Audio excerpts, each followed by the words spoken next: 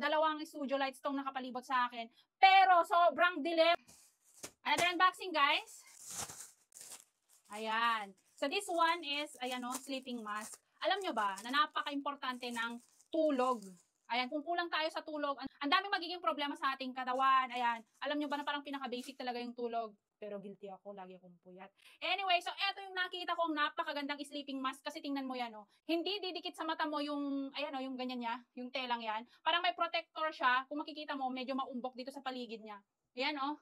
Para yung mata mo nasa space na yan. Eto sa palibot niya, ayan, oh. Foam na napakalambot. Tapos eto rin, may protection na rin yung ilong mo. Ayan, ganyan siya kaganda. Tapos black na yung pinili ko para talaga as in, makakatulog tayo kahit tanghaling tapat, kahit maliwanag ang paligid. Alam niyo naman kung gaano importante ang tulog, lalo na sa mga graveyard shift dyan. Kailangan natin ng kumpletong tulog. Sabi nga ng mga doktor, di ba? Pwede naman matulog kahit na anong oras, basta 5 oras daw na dire-diretso para ma-consider siya na tulog. Parang narinig ko yun kay Dr. Kili. Ewan kung mali ako, pakicorrect nyo ako. Kung gusto nyo makabili ng quality na sleeping mask, ito na yung may re-recommend ko sa inyo. Ay, nakikita nyo ba? Kasi itim. Ayan. Ganyan ang itsura niyan. May belt na rin yan, adjustable. Ayan o. Depende yan sa laki ng ulo ninyo. So, tatry nga natin. Adjust natin. Malaki yung ulo ko. Magugulo pa yung buhok ko na kanina lang ay sobrang gulo.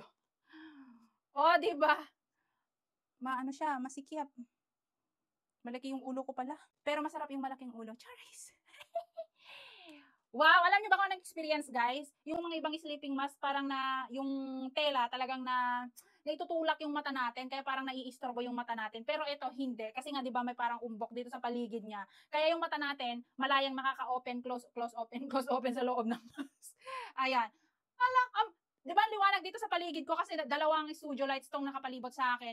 Pero sobrang dilim. Parang may light blocking, kinemerot, wala na akong makita sa paligid ko, as in kahit dito sa gilid, wala. Ayan, kaya sobrang ganda nito, sobrang perfect ng ganitong sleeping mask para sa mga matutulog sa tanghaling tapat. Ay, wala akong makitang liwanag, sobrang liwanag ng paligid ko, guys. Kaya kung gusto niyo talaga ng sleeping mask, lalo na sa mga nagpupuyat dyan, sa tanghali kayo natutulog, ito yung may-recommend ko sa inyo. Maraming kulay ito, pero I highly suggest na black. Yung bilhin nyo para totally black ang liwanag. Ayan. Wala talaga akong makita. Dapat ito pala yung mask na ginagamit kapag like for example, di ba may mga bunutan ganyan, wala talagang makikita oh. Sobrang sealed ang mata. Walang makakapandaya kapag ganito yung mask na gagamitin. Ang ganda, talagang makakatulog ka dito ng sobrang himbing, guys. Ayan, kung gusto niyo makabili ng ganito, ilalagay ko na lang dito sa comment section, sa description box, o kaya naman dito sa yellow basket. Grabe, pasalamatan niyo na lang ako later on. Yun lamang, bye! Ha! Grabe. Ang ganda. High quality siya.